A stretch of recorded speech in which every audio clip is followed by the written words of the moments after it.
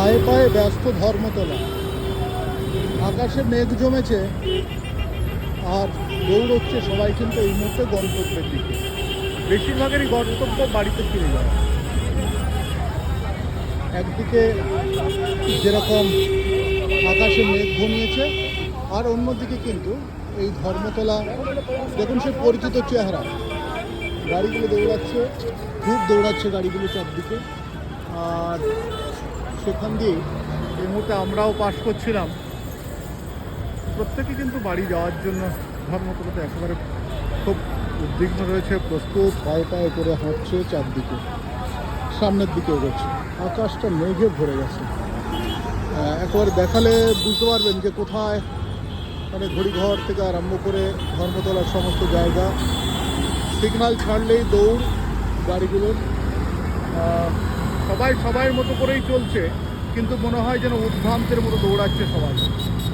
আর সেটা এই মুহূর্তে ক্যামেরায় যেভাবে ধরা পড়ছে, দেখুন এটা হচ্ছে শহর কলকাতার ব্যস্ত ধর্মতলা।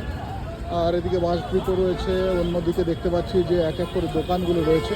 তবে একটা জিনিস বলা যায় যে আগের থেকে কলকাতা শহরে কিন্তু লোক আসা কমেছে।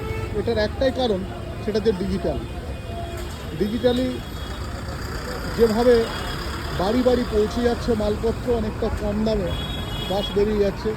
আর যার ফলে কিন্তু ধর্মতলায় সেই আগেকার দিনের মতো মানুষের ভিড় নেই। দোকানগুলো অনেকটাই ফাঁকা।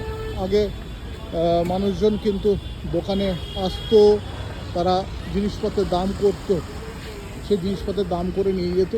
দেখুন এই দোকানগুলো কিন্তু অনেকটাই ফাঁকা রয়েছে আগের থেকে। এর মধ্যে দুটো কারণ, একটা হচ্ছে লাগাম ছাড়া দাম, প্রচণ্ড বার্গেনিং করা, একেবারে গ্রাম থেকে আসা লোকগুলো ঠকে যাওয়া এবং কমা মানের জিনিসপত্র দেওয়া, সেগুলো থেকে রক্ষা হয়েছে ডিজিটাল অর্থাৎ অনলাইন মার্কেটিং থেকে। যার ফলে কিন্তু শহর কলকাতায় এসে দোকানে কেনার মতো খরিদ্দার অনেকটাই কমেছে।